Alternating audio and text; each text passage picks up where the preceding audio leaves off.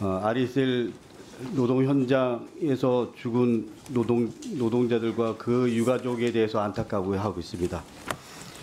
민노총 전직 간부 4명 중에서 2명은 유죄, 2명은 무죄 받았습니다. 민노총 간부를 증인으로 채택하자고 하면서 민노총이 마치 연결돼 있는 것처럼 몰아가고,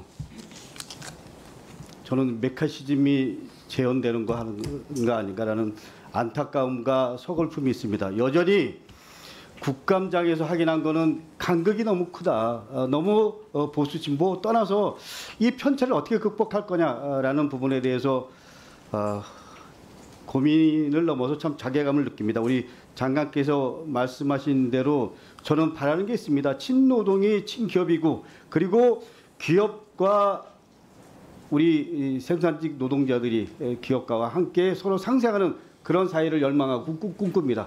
그런 의미에서 국가가 좀 더 상대적으로 약자인 노동자들에게 따뜻한 손을 잡아주는 거, 그건 국가의 의무 아닌가요? 어떻게 생각하십니까? 동의합니다. 그런 거죠. 저는 그런 의미에서 이재명 국민주권 정부가 노동이 존중받고, 그리고 노동자와 기업이 상생하는 사회를 어떻게 만들 거냐. 저는 그런 의미에서 장관께서 끊임없이 기업과 기업인들과 상생하고 소통하고 나름대로 대안을 같이 찾고 접점을 찾으려고 노력하는 거 인정하고 존중합니다. 그렇게 할 수 있도록 노력하십시오. 이 부분은, 노동에 대한 부분은 진보 보수의 문제가 아니고 삶의 문제고, 그리고 이 사회가 좀 더 열린 사회, 그리고 함께 같이 상생하는 사회를 만들어가는 것, 그게 사실은 자본주의가 더 건강성을 확보하는 거 아닌가요? 네, 제가 취임한 이후에 노동단체보다 기업단체, 경영단체를 3배 이상 더 만나고 있습니다. 저는 얘기하겠습니다. 우리 김영원 장관 중심으로 노동안전 처분임금에 대해서 종합대책을 발표했는데, 뭐 큰 틀에서 저도 방향성에 대해서는 동의합니다. 그 입장에서 작업 중지권이 산업재해를 막는 나름 좋은 제도지만 문제는 현장에서 제대로 작동이 안 된다는 얘기를 제가 여러 번 들었습니다. 네. 가장 중요한 거는 이런 겁니다.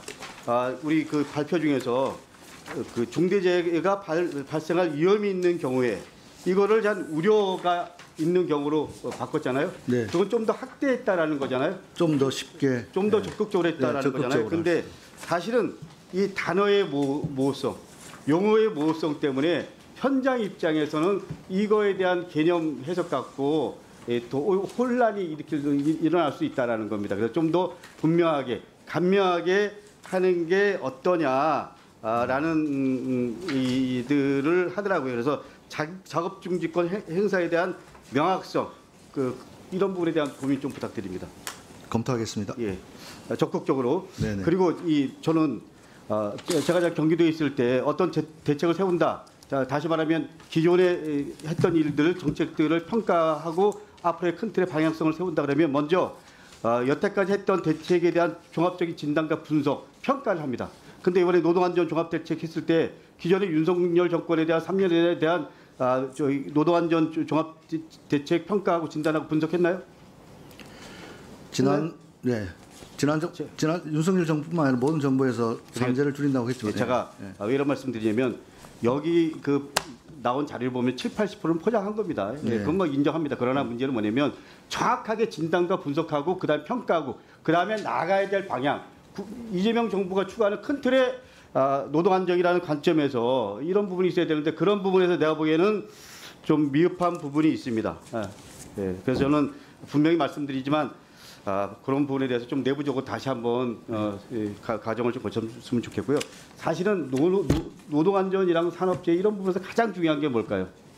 위험성 평가 사전 예방이라고 생각합니다. 저는 예방이라고 생각합니다. 그래서 예방이 제대로 되려면 의무 주체, 사업주, 도급인, 발주자, 제조자 이런 사람들의 역할과 책임을 명확하게 설정할 필요가 있다. 근데 그런 부분에 대한 내용이 잘 안 보이더라.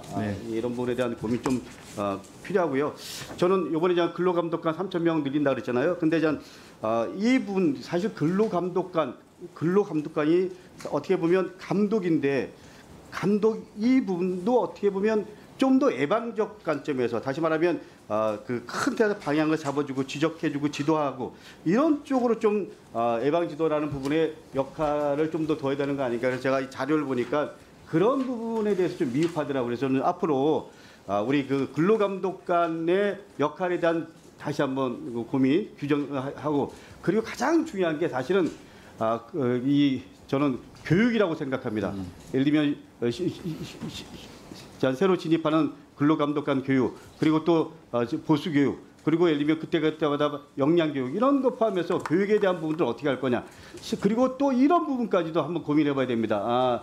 예를 들면 이런 거죠. 우리 근로감독관 채용을 할 때 과목에 대한 부분 포함해서 전 틀에서 예를 들면 직원 근로감독관 채용부터 시작해서 마무리까지 재교육까지 이런 부분들에 대한 전면 재구조화 한번 전체적으로 다시 해야 된다라는 부분 한번 고민해 보십시오. 예. 네. 예. 그 임금체불 관련해서 좀 잠깐 말씀드리겠습니다. 임금체불의 70% 이상이 소규모 사업, 영세사업장에서 발생한다는 사실 아시죠? 네. 예. 그런데 전 이것도 사전 예방적 관점에서 바라봐야 된다고 하는데 특히 예를 들면 건설 같은 경우는 임금과 그 비용 관리에 분리가 필요하다고 생각합니다. 예를 들면 임금 체불을 사전에 예방하는 시스템 구축을 해서 협력업체한테 금액을 지불할 때 임금과 비용을 구분하는 겁니다. 이게 제가 알기에는 공공영역 공공발주할 때 하는 경우에는 이게 적용되고 있거든요. 철도공단에서 그렇게 하고 있는 것입니다. 그래서 이게 상당히 성공했습니다. 네. 저도 옛날에 알바할 때 그 전에 예를 들면 할 때는 못 받은 적이 있었는데 그 다음에 이해된 다음에 받았어요. 근데 이 부분도 민간 기업에 순차적으로 좀 적용하는 방안에 대해서 적극적으로 한번 해보면 어떨까라고 생각하는데 어떻게 생각합니까? 아주 좋은 제안이라고 생각하고 있습니다. 예, 연구하고 그리고, 있습니다. 지금. 예? 네. 적극적으로 한번 검토해 보세요. 네. 그러면 상당 부분 줄어들 겁니다. 네, 구분지급제 적극적으로 예. 검토하겠습니다. 그리고 임금체불 안전망 확충 현재 외국인에게 300만 원 한도로 외국인 임금체불 보증보험이 진행 중입니다. 네. 이 부분도 내국인 노동자에 대해서도 한번 적용해 보는 거. 임금체불 보증보험 도입을 한번 저는 도입하는 방안. 그러니까 이거를 어쨌거나 처음부터 하는 건 힘드니까 규모를 어떻게 늘릴 거냐 이런 부분들 내부에 좀 전문가들이 고민해갖고 방안을 좀 찾아 주시기 바랍니다. 예를 들면 임금체불 보증보험을 30인 이하 중소기업 등부터 하는 거 그리고 임금체불 보증보험을 가입한 병원에 대해 이런 거죠. 임금체불 사업장에 대해서는 정부에서 지원금을 제한하는 방안 예를 들면 이런 거죠. 우리가 고용지원금 나가잖아요. 네. 근데 임금체불 사업장에도 이게 나가더라고요. 이건 당연히 예를 들면 제한해야 되는 거 아닌가요? 그래야지 이 사람들이 이렇게 경각심을 갖는 거 아닌가요? 네. 이런 부분 포함해서 실제로 현장에 적용하면 돈이 들지 않아도 돈이 예산이 확보되지 않아도 할 수 있는 이거잖아요. 이런 것처럼 전체를 다시 한번 재구조하고 방향성을 잡는 거 이런 거 필요한 거 아닌가요? 전적으로 공감하고요. 의원님 말씀하셨던 근로감독의 양적과 함께 질적인 문제 새롭게 입직 과정에서부터 보수교육 양성 과정이라든지 새롭게 재구조화하도록 하겠습니다. 네. 네, 강독권님 수고하셨습니다. 다음은